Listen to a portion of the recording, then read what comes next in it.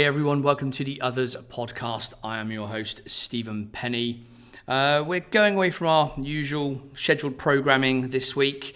We're not going to talk about a specific track at all this week because as much as I appreciate all of our guests that join me every week, we've got another special guest, I would say, this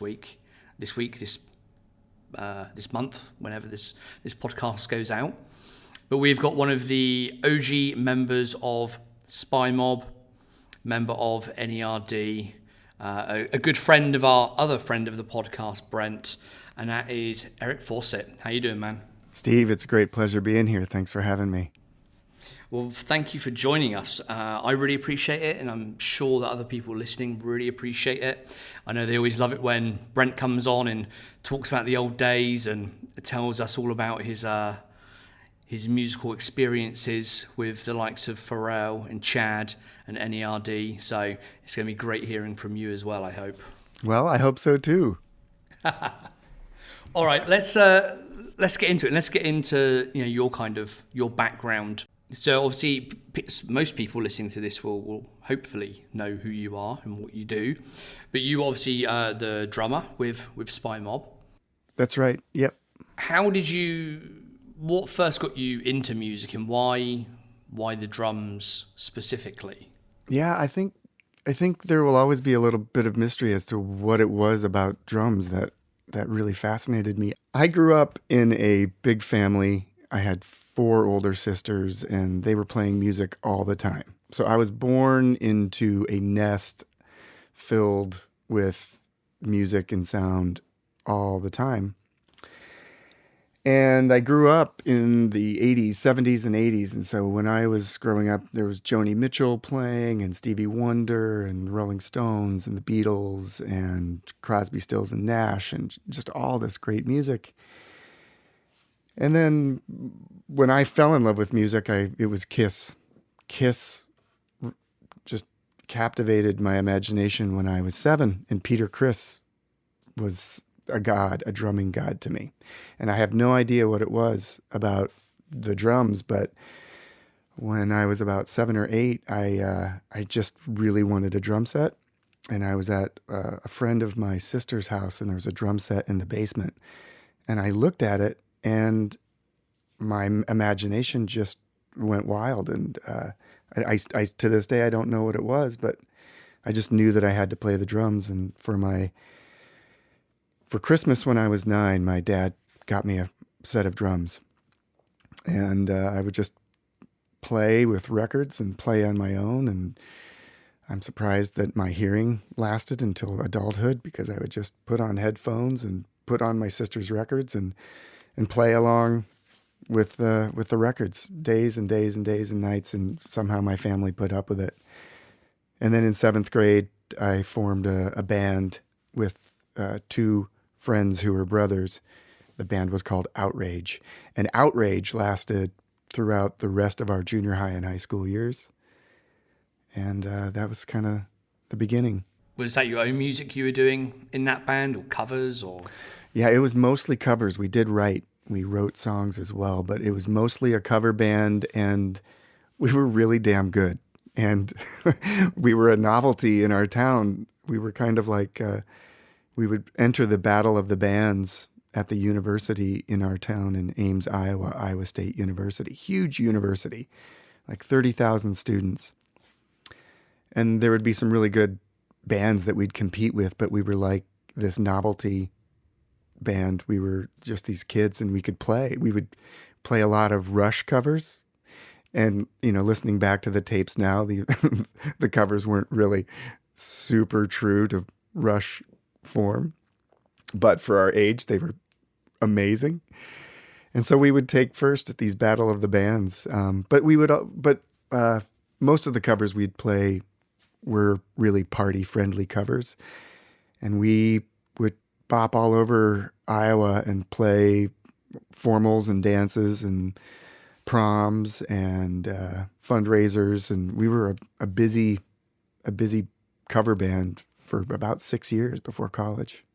Did you learn anything from that experience for all those kind of years doing that as, I guess, a kind of hobby, and take did any of that kind of help as you became a professional musician in terms of the songwriting and things like that? 'And again, it's very, I don't know that many musicians, but is it generally quite rare for a drummer to also be a songwriter as well in terms of in a band? Yeah, so there are a lot of ideas there. I think the most important, Malcolm Gladwell talks about getting your 10,000 hours in as a whatever your craft is, whether you're a basketball player, a songwriter, or a musician. And for us, those years of playing, and we would play, if not, not without exaggerating, we would play almost every day. I would just go over to these two brothers' home, and we would just play all day. And they had a swimming pool in the backyard. We'd play. We'd go swim in the swimming pool. We'd come back. I'd sit on my vinyl throne and get a chapped ass, and then keep playing, and then go out and swim in the swimming pool. And we were imitating all day long. We were imitating the Police. We were imitating, whatever songs were huge on the radio. We would play Genesis and Thomas Dolby, and we were learning from the masters. And we got those 10,000 hours in really, really early. And for us, it wasn't a hobby. We really wanted to be successful as a band, which is why we started writing songs as well. And we didn't have a real disciplined, later on I learned what it really takes to be a great songwriter. The way we were writing songs was a lot of someone would come with an idea, and we would woodshed it and work it out.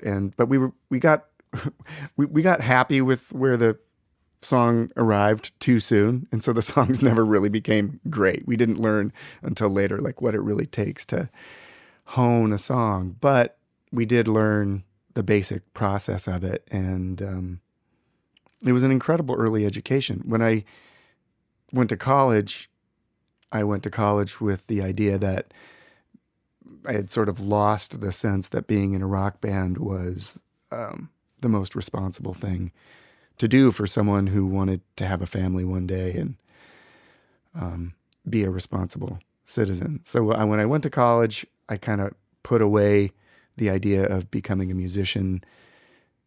I did have a band in college that was a super fun party band that was successful for what it was on campus, but it was never something that I took seriously, and music by then was something that I had mostly put behind me as a goal. And we kind of spoke briefly the other day, and you mentioned about your kind of college education and being able to kind of go to the UK and into Europe and stuff. But you're obviously, what you studied was a million miles away from music.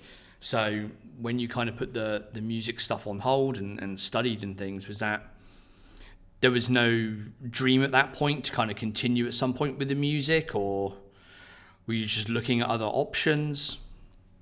Yeah, that's a good question.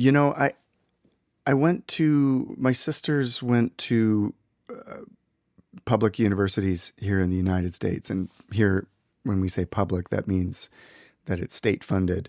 And they were great schools. An opportunity arose for me to go to a liberal arts college, which was unique in my family. And I think for me, when I went to college, I felt a responsibility to take the academic side really seriously. And I wasn't sure what that was going to mean for me, because before that, school was always pretty easy for me, but it wasn't something that I poured my passion into. Music was where I poured my passion.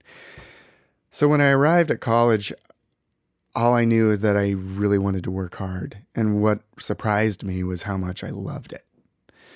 So suddenly, I wasn't very social. I read all the time because I'm not a fast reader.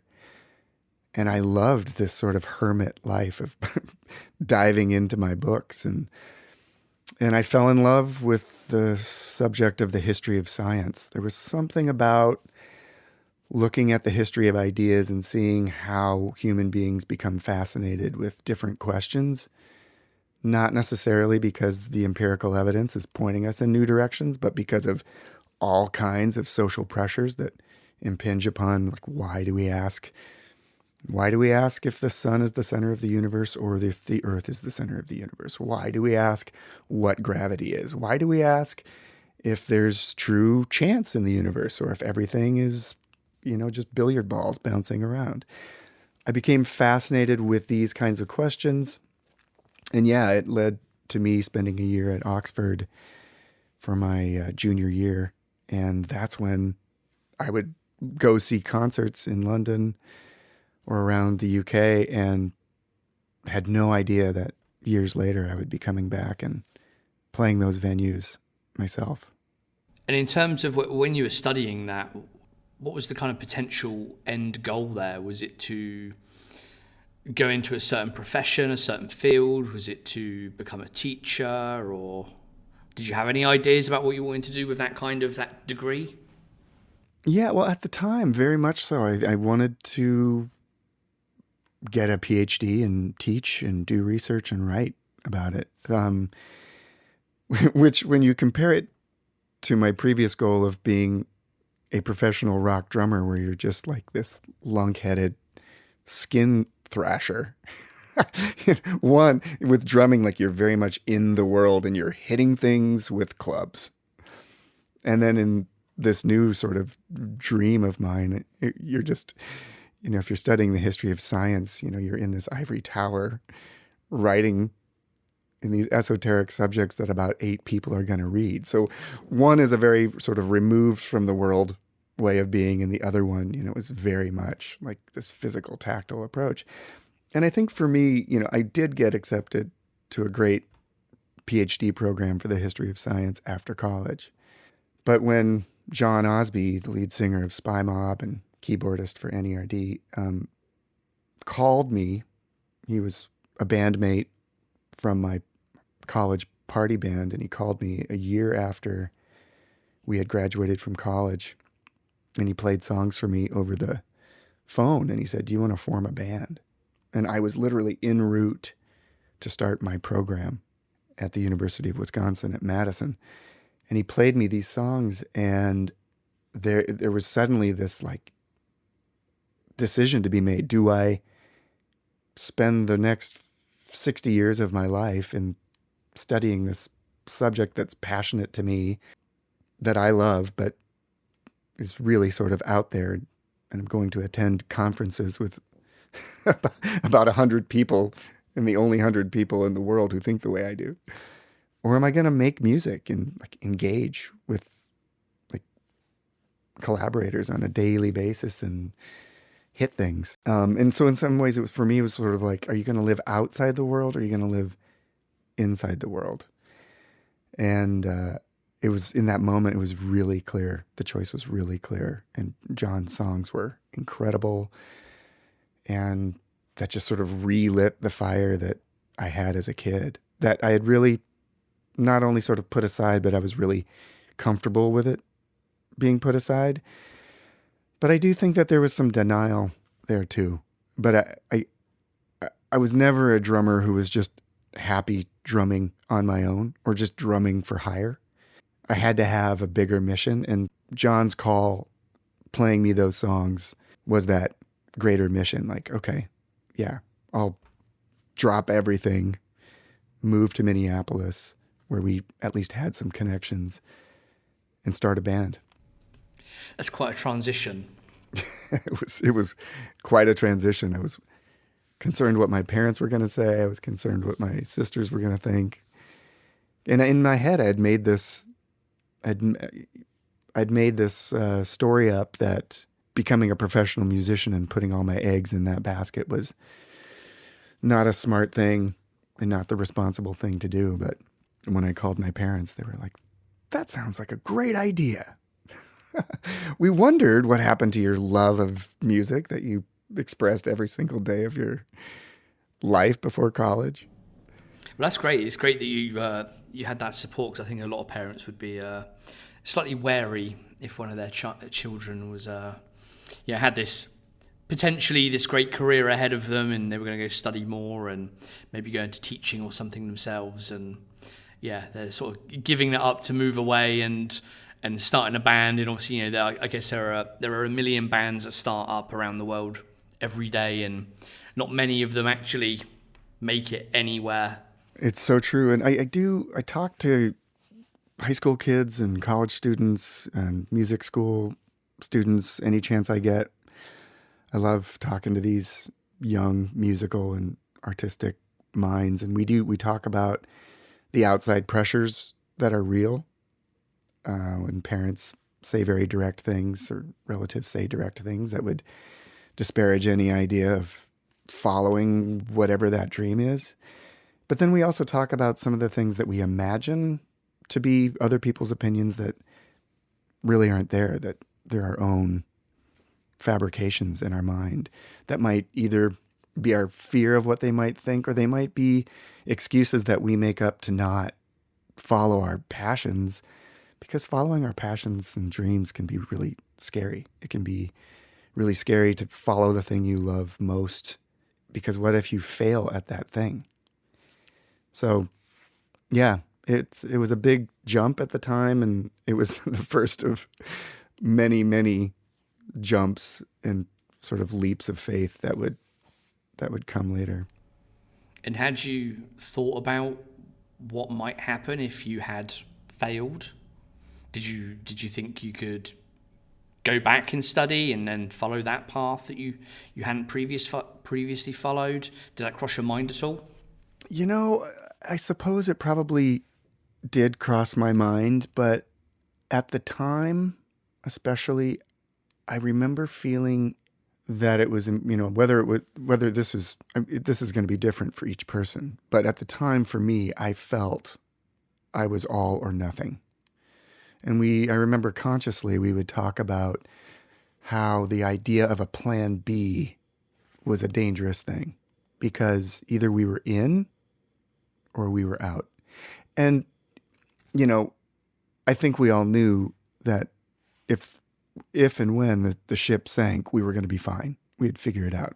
I think it's safe to say, as given our backgrounds and education, that we had a kind of a privileged standpoint. I don't think anyone was concerned about if we were going to eat. And we weren't married at the time, and we didn't have kids at the time. So we were single. We were in our early 20s, and we were just going for it. So I think for me, I actually stopped reading history of science books the moment that I decided to form a band. In fact, I found a drum teacher, a brilliant jazz drummer named Phil Hay here in the Twin Cities. And I sought him out, and I said, on our first lesson, I said, "Phil, I want you to pretend that I've never played the drums before." And we literally started with him putting the sticks in my hands. So not only did I stop thinking about the history of science, I went back and found a teacher who would treat me as if I didn't know a thing about drumming. And for the next few years, my studies were solely in jazz. Not that I wanted to be a jazz drummer, because Spymob was a blue-eyed soul group, and I would go on to play, hip hop and funk. But without that jazz foundation, I couldn't, I think, have found some of the interesting sort of not straight but not swung pockets later. So yeah, I really sort of threw myself completely back into music. So had you had any kind of formal training before that, or had you just been mainly self-taught? I was very resistant to teachers growing up, and looking back, I was petrified. I was petrified of, I think there were a few things going on. I think I was petrified of facing my limitations as a drummer. I was petrified to be pushed into a drumming style direction that wasn't what I loved doing. And I think there was some good reason for that. I think a lot of the drum teachers, especially in my small town of Ames, Iowa, and then there is a university there, but those drum teachers are very academic.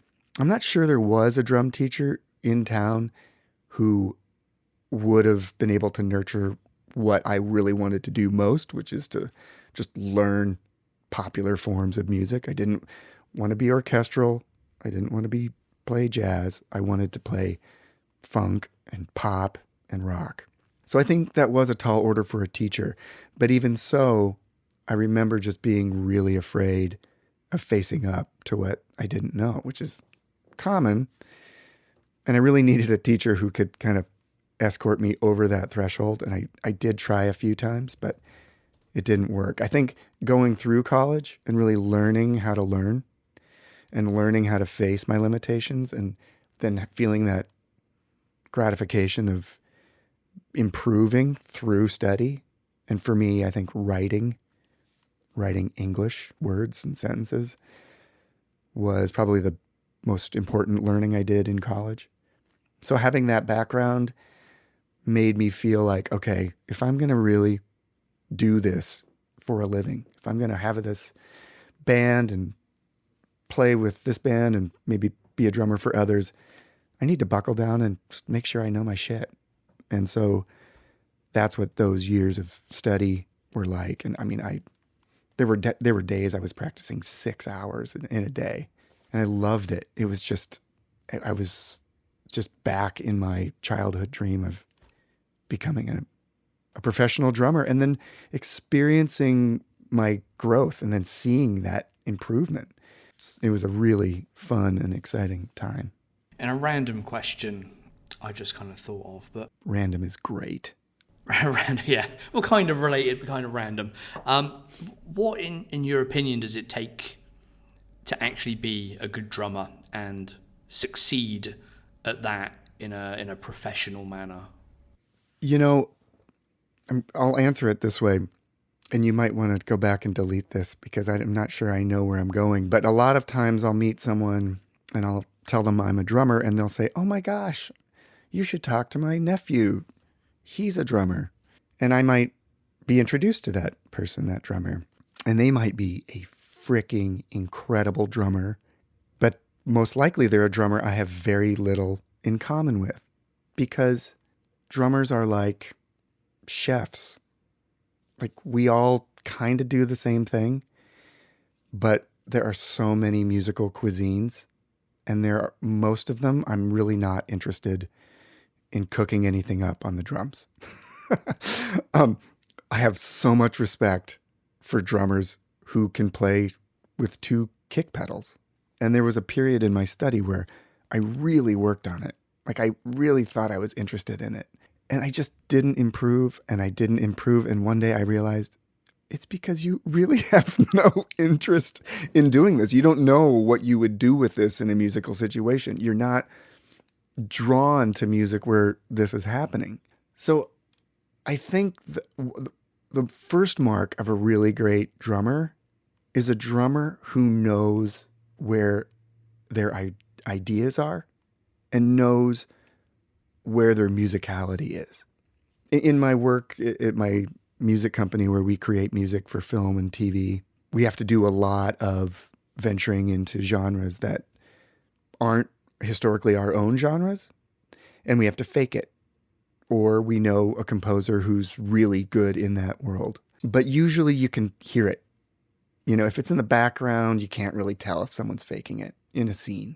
But you can tell if a genre is something that a musician or a composer is really at home in. So the first way I would answer that is what makes for a great drummer, you know, beyond the things, you know, like keeping time and, you know, it's really, does that drummer feel at home in what she or he is doing? And I mean, just to bring this into the world of Pharrell, I think that was one of Pharrell's most incredible contributions to music, and of course to hip hop, is that if there's a Pharrell track, you know it. At least, you know, historically, you really knew when a Pharrell track or a Neptunes track came on. And you knew when someone was trying to copy it because they didn't own it. You can't. It's either Pharrell and Chad or it's not. And so that's what I would, you know, find when a person finds their own style and is comfortable in that style and really owns it. Or as Bill Evans, the pianist, says, it's our limitations that define our style far more than our capabilities. And I think for those musicians and those drummers specifically who own their limitations, as you know, we're always trying to overcome our limitations. But if we can find comfort and peace with the limitations that we do have and really own our style, not in spite of them, but also because of them, then we can bring a confidence and ease to our playing that you hear in the music, whether it's a thrasher punk band or a math rock band or just a straight ahead groove project. You can really hear it when the drummer is at home. And there are some drummers who cross genres and own them all. And those are incredible musicians. You know, those session players who really feel at home in all kinds of genres. That's incredible. And that's just not me. Like, there are probably 5 or 6 popular forms where I feel like I can really be at home. And beyond them, you know, I'll just tell, if I'm on a session and someone's asking me to do something that I feel is outside my comfort zone, I'll just say, you know what, I feel like someone else is probably better for this, especially if it involves 2 kick pedals. And has that changed over time at all, as you've kind of got older and grown as a person, but as a musician as well? You know, was there an earlier time where you would maybe just put your hand up and say, yeah, I'll jump on that, I'll noodle about on that and try and make it work, whereas then when you're older you may step back and say, this isn't really my thing? Has that changed over time at all? It really did. So through Spymob's life, you know, Spymob was my focus, and then Pharrell and Spymob were introduced, and we worked together in a very organic way that was very much a natural extension of who we were as musicians. After and sort of during and after my work with Pharrell and the Neptunes, I spent a lot of time in China working with one artist in particular over there. That was a real natural extension of what I had been doing. But I'd also been asked to be part of projects because there was the assumption of, oh, well, he worked with Pharrell or he worked with Wang Li Home in China. He must be good in this world. And I would put myself in those situations, and, you know, the artist or producer might even be happy. But after those experiences, I would feel like I just put on clothes that just I thought I was completely ridiculous in. And so I just started saying no to those sessions because they weren't interesting. They weren't interesting to do. And then I ultimately started saying no to projects that weren't projects that I had ownership over. You know, all the work we did with Pharrell and Chad and Shay and the Neptunes and N.E.R.D, those sessions were always sessions where we felt like we were contributing to the project in a way that we could own. There was never, you know, from the first time we got together with Pharrell and Chad and Shay and recorded In Search Of, we were there not just to be musicians, but to really bring musical ideas. So all the years that we collaborated with Pharrell and Shay and Chad we really felt ownership over those projects. Later on, and actually, you know, before Spymob took off, I did lots of sessions where, looking back, they were great experiences, and I didn't say no to anything back then. But there were plenty of situations back then too where, you know, I was not in my comfort zone. Let's jump back to the early Spymob stuff. So you mentioned you moved out to kind of Minneapolis and wanted to kind of start up this band and everything. Were the other guys on board at that point? Was it just yourself and John, or how did it kind of come about? Yeah, so we moved. It was the summer of 1993 when John and I moved to Minneapolis, and we found a rehearsal space. We got part-time jobs or full-time jobs in food service industry. I think John worked customer service at I can't even remember what the company did. But we had these day jobs, and then at night we would practice. You know, John would be writing a lot, and we'd be posting ads for bass players and guitarists. A friend of ours named Scotty Jones formed the band or joined the band on bass that summer. He couldn't come out until later in the summer. And John and I, in the meantime, were auditioning guitarists. And I think we finally did a count of like 25 guitarists. And we were auditioning a guitarist who was really good. We weren't sure if he was the guy, but he was really good. And at the end of the session, he said, "Listen, I love what you guys have going here. I love the songs that you're writing. But if for some reason you don't think I'm the best match, I know a guy who's tighter than a frog's ass. And you need to audition that guy. His name is Brent Paschke." So Matt, a guy named Matt Kirkwald, who we're still buddies with, introduced us to Brent Paschke, who was the next guy we auditioned. And during that audition, Brent was writing parts for songs that needed guitar parts. We were recording Brent's ideas. And I don't think we were clear with Brent at that session that we thought he was the guy. And then I think we had him back for a follow-up. And I think John and I were just so burnt out on auditioning people that we didn't know how to articulate that, "Okay, dude, you're hired."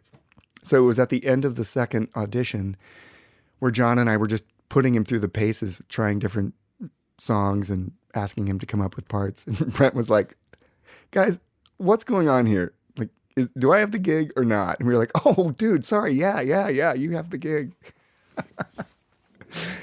And what's this Brent guy up to now? Anyone out there know what he's doing these days? Oh, right. Yeah, that Brent guy. Yeah. You know, what's really, John and I were roommates by chance our first year of college. We were put together by some administration employee, which was, of course, one of the most meaningful chance happenings in my entire life. But what I know about John and me is that, like, we really knew what good music was, at least in our own minds, when we came to college. Like, and especially John. John was an incredible student of music. He was kind of a musical encyclopedia. So when we encountered Brent, like, we knew there was something incredibly special about this player.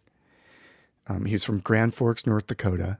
He comes from a small community, and we wondered how someone who didn't have the same kind of access, especially, the internet wasn't a thing, the same kind of access to music and concerts, could have developed such an incredibly nuanced and mature sense of musicality, who just immediately, we looked up to him. He was a couple of years younger than we were, which back then felt meaningful. And suddenly here was this master in the room who, talk about a student of music. I think Brent, when we met him, was into sort of John Frusciante, Red Hot Chili Peppers style funk. But not long after we met, like, he dove into the Meters and he dove into James Brown, and to witness firsthand how his style was going from this sort of like teenage aggression. He was a metal god in his hometown, Brent was, and how he sort of massaged that into a much more mature, nuanced, subtle, masterful mastery of vintage funk was incredible. And I think that was part of my inspiration for diving into the rigorous, learning that I was doing too. And then throughout all those years, in a band, there are different sort of subgroups. And Brent and I, just from a rhythmic perspective, we had two great bass players in Spymob, Brian Doan Russler and Christian Twig. But on the top end, like on the hi-hat and snare end of things, it was Brent's right hand and my hi-hat and snare that just, like, I could talk for a really long time about how meaningful that relationship is. right there, and what it brought to Spymob and what it brought to N.E.R.D, and not just on the records, but in concert all the time. The loudest thing in my headphones always was Brent. That sounds like a future podcast episode idea right there. Yes. Get the pair of you on a Skype session. Let's do it. So once you've kind of got Spymob together and you guys are kind of playing regularly and stuff and making a band of it, Brent's kind of told the tale of how it all came about with Pharrell and Chad. You shared, was it a lawyer I think you shared with them that kind of introduced you guys, that put some of your records in front of them? Without repeating the whole story, there was, as our record deal was coming together, we also signed a publishing deal with Famous Music Publishing, which is now part of Sony. And Pharrell happened to know a guy at Famous Music Publishing. I think his name was Brian, but I can't remember for sure. And this guy, Brian, handed Pharrell a copy of a 6-song EP that Spymob made that was the basis for us getting signed. And Pharrell had heard that we got signed to Epic, and he was excited for when our record was released. We had no idea. We hardly knew who Pharrell was. We knew that he was the guy on I'm a Hustler, Baby, and I Want You to Know. And that's all we knew. So, and Pharrell had no idea that we shared the same attorney until that fateful day when Pharrell, his attorney, who is our attorney, were in the office of Polly Anthony, who's the head of Epic Records. Polly had just dropped Spymob a month before. We were still arguing to get our album back or to get a nice payout.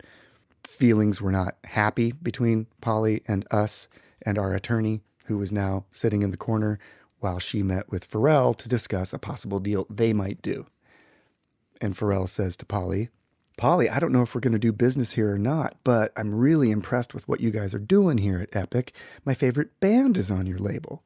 And Polly, really excited, looking at Pharrell, this taste maker, king maker, says, "Oh, Pharrell, I'm so happy that you like what we're doing. Who's your favorite band?" And he looks at Polly and he said, "Spymob, of course." Polly thinks that Tim, sitting in the corner, had just set her up. But Pharrell also looks at Tim like, you know Spymob? And Tim said, "I represent Spymob." It's a very awkward moment, but that's the meeting after which Tim called me and said, "You'll never guess who's a big fan of yours." And it was shortly thereafter that Pharrell called John to go sing and play piano on Mr. UFO Man, Khalees's song. And it was just a few weeks after that Pharrell called me and said, "Hey, we've got this album. It's this project called N.E.R.D, and we want to re-record this album and have live instruments on it. Do you guys want to be the band on the record?" And I said, "Well, we don't have a heck of a lot of other things going on." So yeah, let's do it. So you obviously had this peripheral awareness of Pharrell, the Neptunes. Had you heard the original version of In Search Of at that point? Were you aware of any of the tracks? No, we had no idea. We were fans of hip hop insofar as what we knew on the radio, and we had grown up with 90s hip hop, but we were not up to date with what was going on. We had no idea what was coming down the pike, and we had no awareness of Pharrell really until that moment.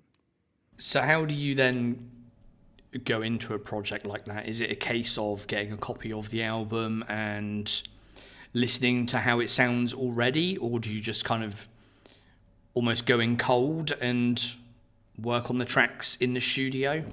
Well, this transition was one of the most powerful musical experiences of, I think, any of our musical lives in Spymob.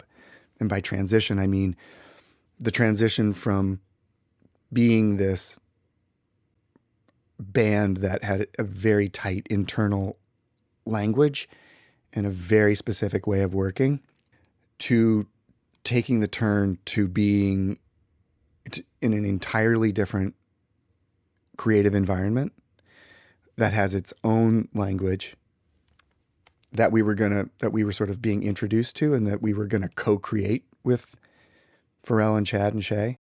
Spymob is a very buttoned up band. Everything that we did had a procedure, and we didn't write songs fast.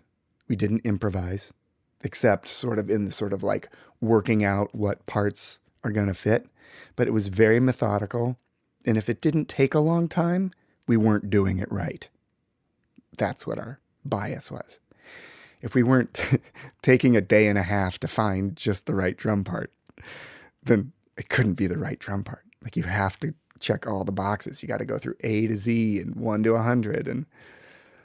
And we did have success in that way. It was painful, but it was very sort of Calvinist work ethic.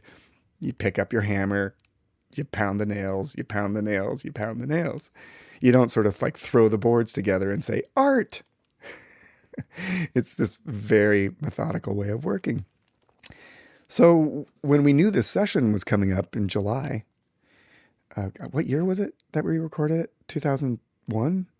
2001, I think, yeah. Okay, so just months before 9/11. So in preparation for the session, yeah, we said, can you send us out the Pro Tools sessions for what the existing tracks are?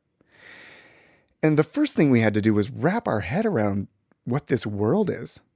I mean, we for those Neptunes fans that existed, they had a context. Like, they knew the old Dirty Bastard production. Like, they knew a context to put this sound in.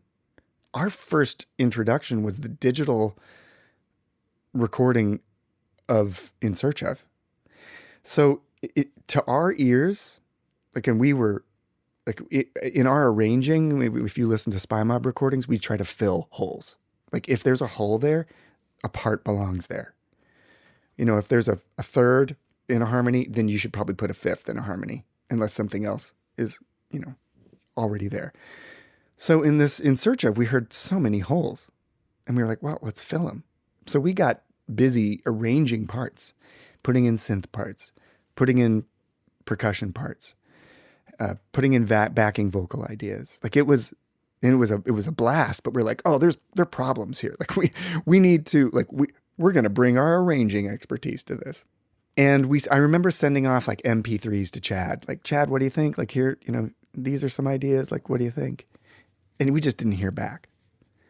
So Rocket Cargo comes with their big truck. It backs up to our rehearsal space. We load up all our gear because it was important to Chad and Pharrell that our instruments, our vintage Rhodes and drums and P-bass and Strats and Tellys were on the record, which was so great. I mean, this was awesome. Like, we didn't know what we were doing creatively yet, but like, we were 150% into this process. We fly out, we arrive at the studio, our gear's there, we set up, it's day one, Chad's there, Drew's there, the engineer, Shay's sort of floating around, and Pharrell's not there. We learn that he's recording Brandy across town, and he probably won't be there much during the day. We're like, I wonder how that's going to work. And we just start laying down tracks. And we're like, well, Chad, what do you think about those ideas that we sent you? Like, what do you think about the arranging we did? He's like, yeah. No, no. We don't need that. But thank you. Let's do some other stuff. And we sort of waited for direction. Like, okay, you don't like those ideas, so like, you're going to tell us what to do. And it wasn't really Chad telling us what to do. It was sort of like Drew hitting record and then Chad just waiting to see what we would do. And it was a blast. And we were expecting take after take. That one's not perfect. I feel, the snare was behind on beat 2 and bar 4. Like, no, we got to do that again. No. We're moving on. And that's when Spymob really learned how to trust the moment. And it was profound. It was such a breath of fresh air to realize that, after years and years and years of playing and writing and recording, that we could really trust ourselves. It took the producers we had also had our same sort of Calvinist work ethic. So there wasn't anyone in the room to say, nope, moving on, you got it. The inspiration was there. You said what was going to be said in the most inspired way. We're moving on. This was the first time that happened. And there are things that I hear on In Search Of where I'm like, oh my God, I can't believe that's on there. Or like you hear me moaning in the background of things are getting better. You've got Pharrell like doing his rhythmic breath stuff, but you also can hear me, moaning, which is something that I do, but normally I'll choose a take where that's not as prominent. But no, sure enough, it's in there. So that was incredible. And we recorded that whole thing in 10 days. And Pharrell was never there for tracking that I can remember because he was always across town. But every night he would come back to the studio and we would listen back to everything that we did. And we would all just be dancing around the studio and just super psyched about what was going on. And so our education about what the Neptunes sound is happened while we were creating In Search Of. So it was this interesting process of becoming a fan of that world as we were kind of co-creating a new version of it. And then what happened in the years after that was just this incredible experience of just meeting the fans of that world. Yes, I'm talking to you all. Was such an inspiring time in our lives. It's such a musically adventurous fan base of people who, I had so many fans introduce me to music I never would have learned if it wasn't for me being in that world. And then just looking out at the audiences, over those years was just an incredible time. So that shift for Spymob from the way we used to work and the music that we were making for a certain population, that transition was just super surprising and really revolutionary, both personally and musically. That's one thing I always did notice and always do notice still to this day when you go to an N.E.R.D show or for a period of time a Pharrell show, just the diversity of people that you have there from different backgrounds, ethnicities, socioeconomic differences, whatever it may be. You've got back in the day, I'd go to a show and I was probably in my early 20s then, and there would be the hardcore hip hop crowd there. There would be screaming teenage girls at the front. There would be a bunch of middle-aged white guys at the back somewhere. It just had everyone and anyone. And as you say, kind of all those people with all their own influences and interests, and it just kind of spans, the whole board of music. Yeah, it was this incredible social statement that, and to really understand, because of all the different situations that I've been musically, I've really come to feel strongly that you can't understand music without its context. And so when we received In Search Of in the mail and listened to it, in our home studio in Minneapolis without understanding the context, it was like, huh? I don't get it. But in context, that music became incredibly powerful to experience, even though we were making it, we were experiencing it in its powerful context. And the context, half of the context was the people listening to it. So no matter where we were, and like in Japan, where the audiences tended to be more homogeneous ethnically, you could still see the diversity in how people dressed, in the color of people's hair. Everywhere around the world, if there was diversity to be had, they were there. And yeah, just incredibly powerful. I mean, those were unquestionably the most inspiring shows those years of my entire musical career. And something you mentioned a minute ago, I just want to sort of touch on it quickly. You said you kind of re-recorded pretty much all of it within 10 days or so. There are 13 tracks on the album, I think, off the top of my head, 12 or 13. So more than a track a day pretty much, or thereabouts. Is that a lot quicker than you kind of expected to kind of rattle through it all? Oh, totally. Yeah, I mean, we went out without, I don't think we had a timeline in mind. I think we were just going out, and we were going to take as long as it took. And I mean, it's incredible. I brought my digital video, my Sony mini digital recorder out, mini DV. I brought my camera, and there's hardly any documentation of the sessions. I think I've got Chad and I like pretending we're doing a musical. I think I've got some of that. I've got just some shenanigans like happening in the studio. But the recording was so fast. I don't even remember the moment of recording Lap Dance. Like, I remember coming up with like the opening and repeated like tom-tom smashing part of Rockstar. I remember the moment before things are getting better. I remember feeling like that was a moment I could like do a drum fill I was thinking of like, what is it? Michael Jackson's Rock With You. Does that start with, does that rock with you? And I was thinking, there's something about this song that I would, if I could do something at the start that's like memorable like that, then like I can check a huge box off my list. And so I remember that moment. I remember that moment of coming up with but other than that, I remember recording the cowbell for Lap Dance. What else?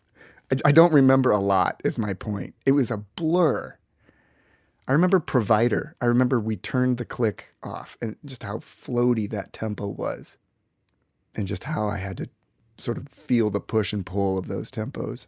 But it's not one of those sessions that's well documented. It was just, even in our minds, it just flew by. You know, I'd be on take 2 and Chad and Drew would be saying, okay, we're done. And I was like, I've never experienced that. And when you got to the end of those 10 days and you're, okay, that's it. We're pretty much done here. Did you know what sort of laid ahead for you guys then in terms of continuing to work with them? Or was it just, okay, see you later, we will be in touch again at some point? Or well, by then we were like, we were all around 30 and we weren't kids. So like we didn't overly invest in the promise of anything. We loved, what we knew is that we just had the time of our lives. And we were making music that had never been made. Like that fusion is so unique. And for as much as it was appreciated by, all you listeners and so many others, like we appreciated what was happening in the moment. Like, oh, I get it. I see this. And it was so easy for us to think like, oh my God, I hope this turns into a world tour, or even just one tour. But we didn't know like how important is this going to be to Chad and Pharrell, busy as they are with all their other productions. Like I'm sure we talked a lot about it, and knowing us, I'm sure we said that would be really great, but we'll see. So when we got the news that the record was coming out and there was tour support behind it, and we were going to go to New York, going to do some shows.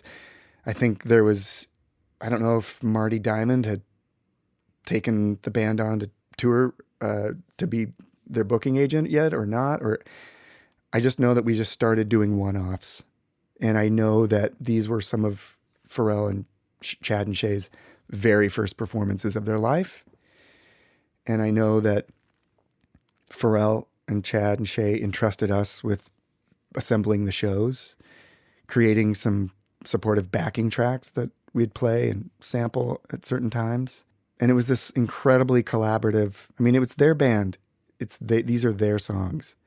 But Spymob got to really bring our ideas to the recordings, and they just sort of threw the live performance at us. Like, okay, you guys tell us, you know how this works. Like, what song do we play first? How do we build the arc of the set? Like, how do we finish the song or the set? Oh yeah, an encore. Like, what do we do for an encore? And so it was this incredible like team effort. And then so those few shows developed into like supportive performances with other artists. And then we started doing club dates and then theater dates. And then by the end of that run, we were like doing European summer festivals. And it was, I don't know if it was a year or more of touring. And then there was time off while they recorded the instruments for Fly or Die themselves. And then it was suddenly 2003 and we were out for 18 months. It was super long, multi-global tour. Super fun.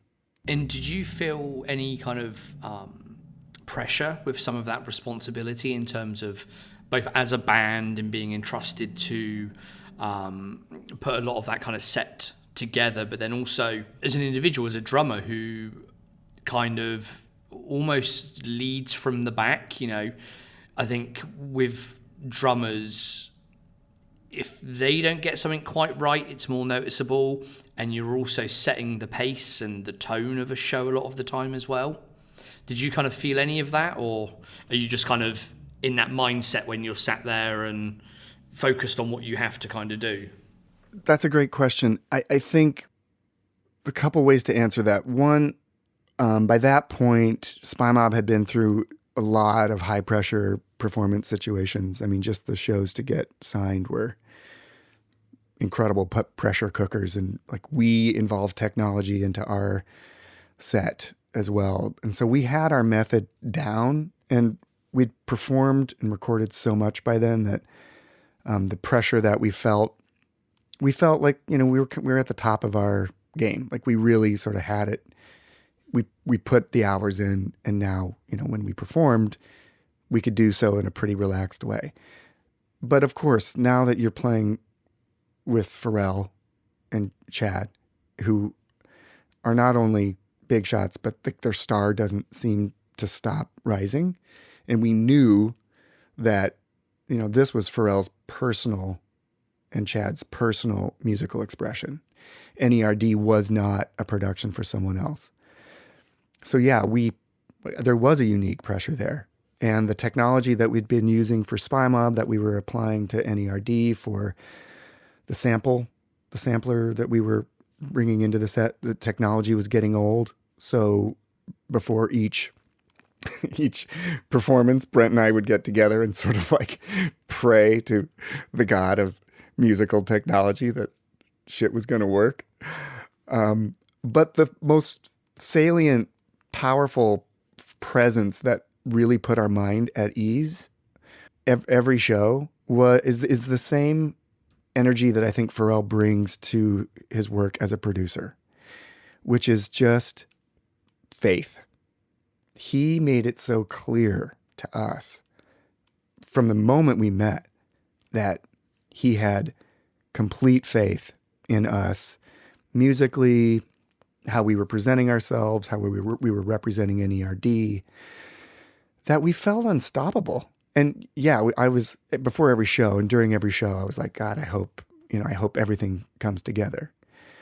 Because Pharrell would be changing the song order all the time, so there was definitely this sense of kind of being his musical translator on stage. Pharrell wants to do this now, and we might put the set together, but Pharrell could disagree with it and then say like, no, we're not going to do Run to the Sun tonight. Not with, he always, if his voice wasn't up for a certain song, like he would want to cut it, then we would have to change the order on the fly. But there was never a sense that if shit got fucked up, that Pharrell was going to be mad or Chad was going to throw a fit. Like there was a lot of trust and a lot of faith in what we did. I think we just all wanted to put on a really great show. And so the pressure, I think, was just internal, that we wanted to be a great, great band. And, when I listen to some of the early recordings that are on YouTube, I hear the newness of it. And like, we were still getting to know the material, even though we had recorded it.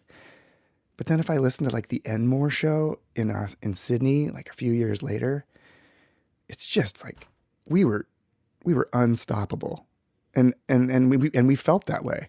I mean, not in the beginning, but very quickly, because of the trust and faith that Chad and Pharrell and Shay had in Spymob, and it was reciprocal. It was just an incredible sort of mutual growing experience. I think we talked about this briefly the other day. Back in the day, I think I probably saw you guys play at least a few times, I think, in London the course of the years. And it's definitely something, as a fan and as someone that listens to the music a lot, that I definitely noticed as well, that you grew more accustomed and comfortable to the tracks, and obviously you're comfortable kind of playing together anyway, but you definitely looked to progress and grow as a band over those years as well, and playing those sets. Yeah, it's so true, and not just the songs themselves, but just knowing when that we can throw some interstitial stuff in between songs, a lot of which was just improvised, and just like knowing when you can do it and knowing when you really need to just lay back, which only happens by experimenting. But Pharrell was just always just so inviting of that. And when things didn't work, they didn't work. And sometimes it could be like, momentarily catastrophic, which is unavoidable. But then that, okay, we're not going to do that again. But like, there might be a time like in Bobby James where, like, I remember times I would just like decide to stop playing. Like, once I kick in, then I just stop, and like there'd just be this hole. And sometimes that would feel really cool, and then I'd do it again the next show, and then it would become permanent. And then sometimes I would do something like that one time, and Pharrell would look back at me like, "Dude, where's my spine?" And then I'd be like, "Okay, I'm not going to do that again." And over those years, we've only touched on In Search Of really so far. But over the course of the recordings and stuff that you did and tracks that you worked on, what kind of sessions did you enjoy the most? Was it those really early, more raw ones, or are there some later ones that you really enjoyed working on? So I don't think there was ever an N.E.R.D session or a Pharrell session or a Neptune session that wasn't just among my favorite musical experiences. By the time that we recorded Seeing Sounds, I had actually stopped a couple of years before that being a drummer for hire. In general, if I didn't have some sort of sense of ownership over a project, it just wasn't interesting to me. But for all the projects I did with the Neptunes, that I always felt a connection to that, and of course a history. And going into Seeing Sounds, like there wasn't a specific group of songs that I remember that was going to be the album. I just remember being presented with beat after beat after beat after beat after beat, and I mean, just it's sort of like in Search Of there was not this sort of like methodical way we were going about making the recordings. There were some songs that stuck out. I remember spending an entire evening on Killjoy, which to me is just one of the most killer N.E.R.D tracks ever. Like, I think that groove is so fierce. There's some big drums in there.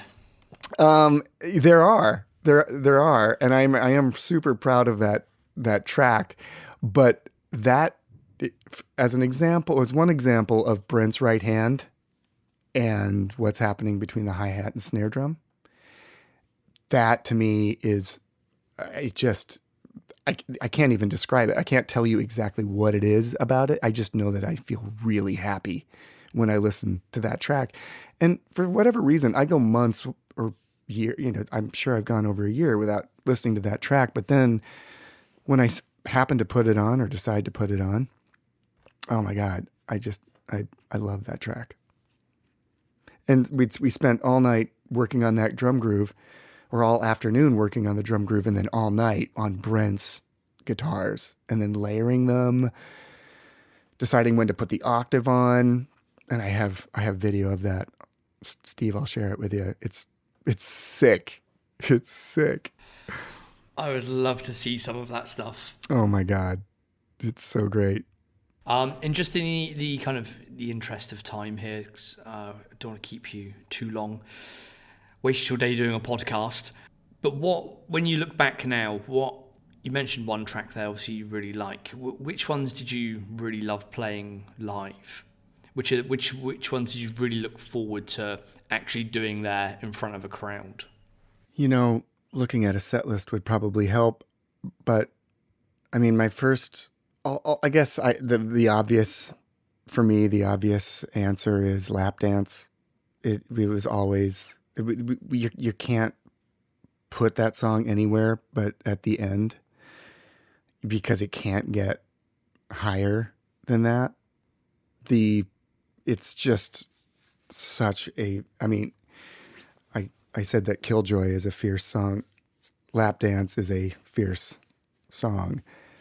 And it was always the song where if there was anyone at the side of the stage, often there were famous people there. Often there were not famous people there. There were just people or friends of the band or friends of the production people. Pharrell would bring him out on stage and everyone had to jump. Everyone had to dance. Pharrell would bring up random people out of the crowd, and it was a party. And often the party meant that someone was kicking over, Brent's effects rack or unplugging Twig's guitar. People would be up on my drum throne dancing with me. And in the meantime, it's just like mayhem. It's mayhem of people. It's mayhem of music. And the click is pounding in my ear.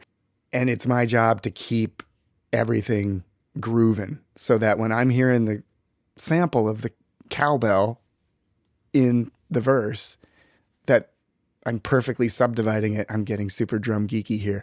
But what I loved most is keeping the semblance of the groove going while the world is falling apart all around. Despite all the chaos. Yes. Right.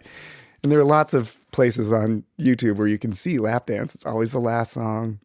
And I actually put if you go to the Eric Fawcett YouTube channel, you can see that I strung together all my favorite live videos of Lap Dance I watched that the other day, actually, yeah. Oh, cool. So it's just one it's like sewn together as one performance, but it's like 8 different performances over like a few years. And, I could do it because we played it to a click, but the feeling has to be that it's just completely out of control.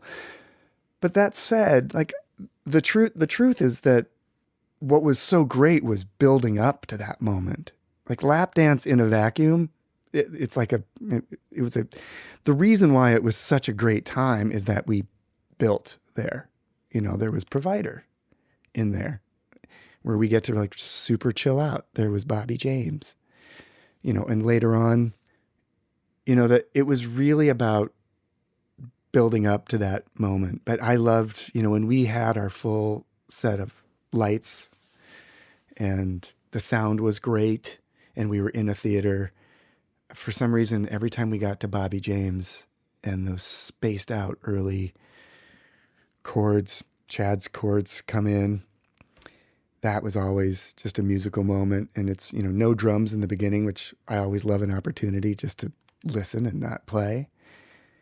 And then when the drums kick in, in verse 2, it was just always like, yeah, now we're rocking. That's one track I know myself and a lot of other fans really miss seeing live these days. I remember back in the day, it would be the one that people in the crowd would would scream for. And when it would come on, people would know obviously every word to it and everyone would sing along. But then obviously as everything has grown and most of the shows nowadays, at least the past few years and the last couple of albums, there aren't those kind of smaller, more intimate gigs now. They are big summer festival tours, and it's not necessarily a track that would work particularly well on a Saturday night in front of 50,000 drunk people. Yeah, it's definitely evolved into something where that wouldn't be as appropriate. But believe me, I'm sympathetic to your perspective. And for anyone out there who's really excited about the idea of a one-time vintage N.E.R.D performance, just know that I'm completely up for it. As much as I love all the guys in the new band, who I'm happy to call buddies, and love keeping up with what they're doing because the band is still incredible. It's just different. Everybody you heard, you need to make sure you at Pharrell, at Chad. Tell them you want Spymob back together. You want to see them again. Just do a one-time thing. Tyler, the creator, has been shouting for it. At Tyler as well, yes. I'm sure if he had his way, he has the ear of these people as well. So yep. You never know. You never know. Just very quickly before we go, let's mention a few of the bits that you're actually up to nowadays. Recently, you had a project with Brent and Drew doing a Splice music pack. That's becoming quite popular now. I know Chad put one out a little while back as well. Yeah, we Brent and Drew engineering, and Brent on guitar, and me on drums, and Brent and I both throwing synthesizer parts in there. We created a sample pack for all you musicians. We were approached by a popular trigger pad company to create a sample pack in the spirit of N.E.R.D. We thought that was a great idea. We weren't really psyched with how this particular company goes about marketing these things. So we decided to just do this on our own and put it out on Splice, and it's now out, and it's called Grooves from Outer Space Volume 1. The implication being that there will be a Volume 2, which is actually all recorded. We just have to get Drew to engineer and put some final shine on the mixes. But yeah, if you want a toolkit for creating vibes and sounds kind of in the spirit of that spaced out, vintagey meets contemporary funk, check out Grooves from Outer Space.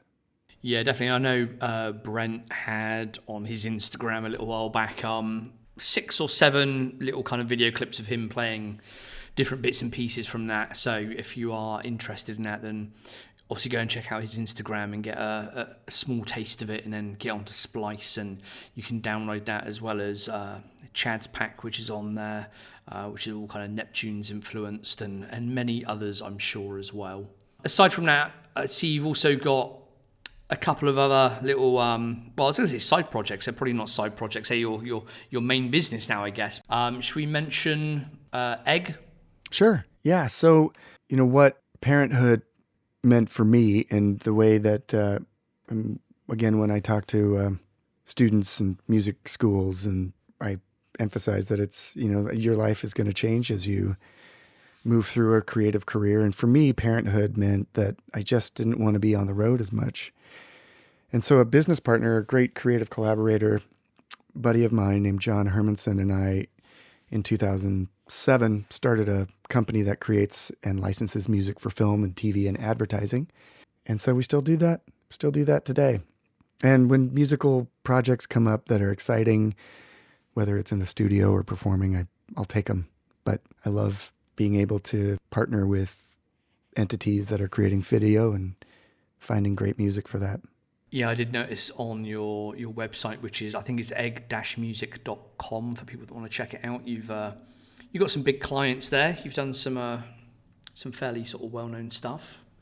We have. Yeah, we've been fortunate in that way. It was, when we had to transition from the music industry to the ad industry, it's a totally different world with totally different vernacular and ways of referring to things. But it's great. We basically have to go from one creative circle partnership to another, often many times a day, as our creative teams shift from one ad agency to another to that TV show. So there's no shortage of variety. I know there's a few listeners of the podcast that are in the ad agency that do make adverts and things like that. So if you need some music, this is obviously your man to get in touch with. So make sure you go and check out that website, egg-music.com. There will be a link in the show notes. And in terms of your own kind of music, your own kind of personal stuff, you're still playing, you're still doing stuff, do you still record anything on the side, or? It's some years I'd say, yeah, I just finished 3 projects, and then this year I can say I have had really zero inspiration to do much. Like a common theme in my life is if there's a real purpose-driven reason to sit behind drums and play, I'll do it. And when Grooves from Outer Space, that project came up, I spent all summer last summer behind the drums, actually right behind me here in my studio, just in this basement. I just spent all summer in the basement, just sweating my ass off and playing groove after groove after groove, and just had such a great time. And then when that project is done, it's like, doop-de-doo. I'm fine not drumming. But if too long a period goes on, I try to manufacture a reason. In fact, if you go onto my Instagram, Steve, you can see this last weekend, a friend set up 2 drum sets in his basement, and we just played all afternoon and just had a great... I saw your video on there, Had a great time. So it had been many months since I sat behind a drum set, but sometimes you just got to get those synapses firing again. I can imagine.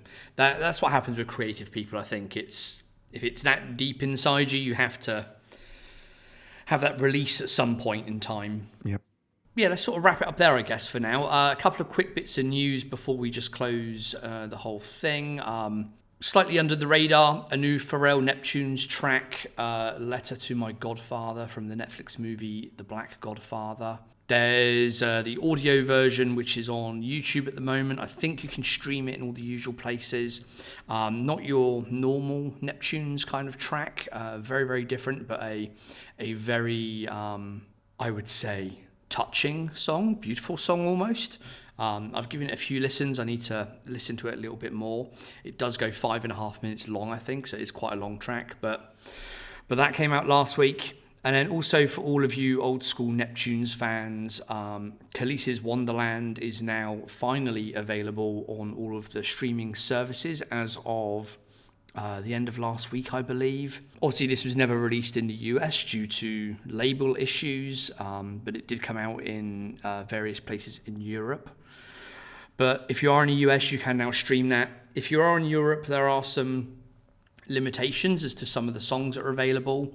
I know when I added it the other day to Apple Music, everything was available, but then when I went to play it today, 5 of the songs I think were unavailable here in Finland. So people in different countries, you may or may not see differing track lists and things like that. But that is now finally available for all to listen to, so go and check that out. All right, well, I think that is it for this week. You can find all of the information on the podcast, all of the show notes, all that jazz, obviously, down in the show notes, but also on the website at theothers.net, obviously Others with a Z. You can find me at Steve R. Penny on Instagram. And Eric, if people want to come in, stalk you, follow you, see what you're up to, is there a place in which they can do so? Yeah, if you want to follow me on Instagram, you can find me at Eric Fawcett. All right, lovely stuff. And there'll be a link in the show notes to that and the various websites and videos and whatnot that we've mentioned throughout the podcast.